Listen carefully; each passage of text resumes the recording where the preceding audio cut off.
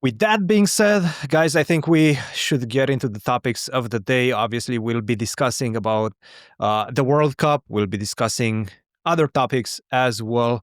But first and foremost, Fabi, I think you were just on a small vacation. Tell us a bit about that, and then we'll get into the topics of the day. Yeah, I mean, I've been resting a little bit considering the schedule that I had in October and the schedule I will have in December. Um, so taking the opportunity to rest before the tournaments begin again, and there will be a lot of tournaments. And so yeah, I was vacationing a little bit. Of course, I always follow the chess scene, so I've been following the World Cup very closely, despite being on vacation. Um, i if you want to if you want to call it vacation, if I'm still working, I guess it's not a full vacation, but it's hard not to follow when there's such a major event going on, and it's such an interesting event, and also one which impacts me directly. You could say, even though I'm not playing in it.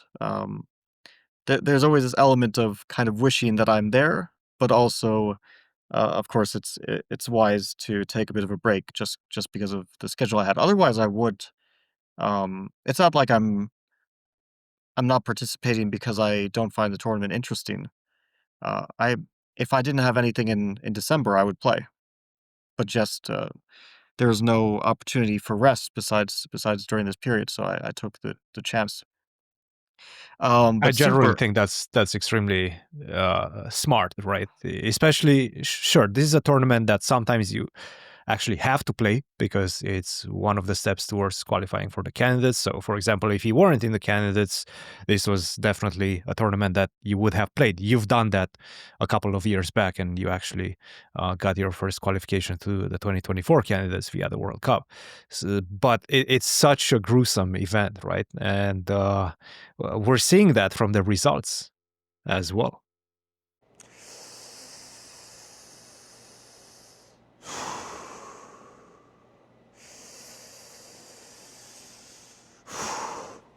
Oh, I didn't see you there. You might be wondering, what am I doing here? Well, I'm getting my reps in. You know, one of the most common questions I get is, how do you actually learn a new opening? Honestly, the best way, hands down, is by using chessreps.com.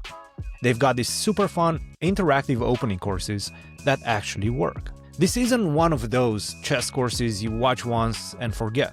These are fully interactive courses. You're not passively listening, you're actively playing the moves, getting quizzed on variations, and building that crucial muscle memory.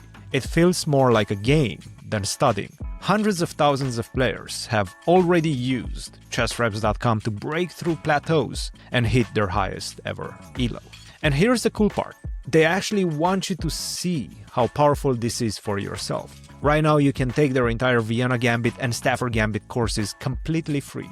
You don't even have to sign up. Just head over to chessreps.com and start learning. Right now, they have 25 courses for you, and they release a new one every single week. Seriously, this is the best way to learn openings. Go try it out at chessreps.com.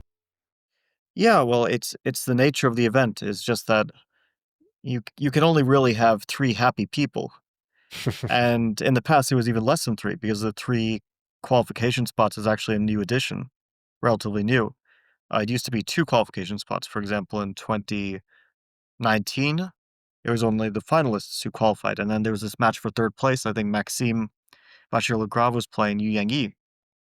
Maxime won, got third place, but it didn't qualify him for the candidates. Although through a rather kind of strange path, he actually did qualify for the next candidates because there was this whole COVID and I don't know if you remember this where Rajabov withdrew Rajabov, yeah, and yeah, yeah. yeah, yeah, Of this course, whole thing. yeah. But now there's three spots, so you could say there are three happy people. Um, uh, but besides that, you have hundreds of people who are dissatisfied, or perhaps some who uh, are just happy for the opportunity and look at it as a great tournament to face some strong opposition, which it is. But you have a lot of disappointed people, and I'm looking at some of these guys who are having good events.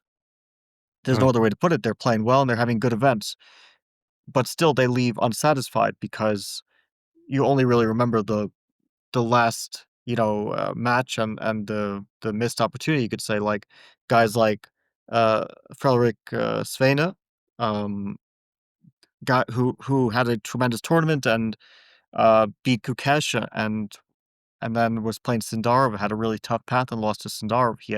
He had a great tournament, and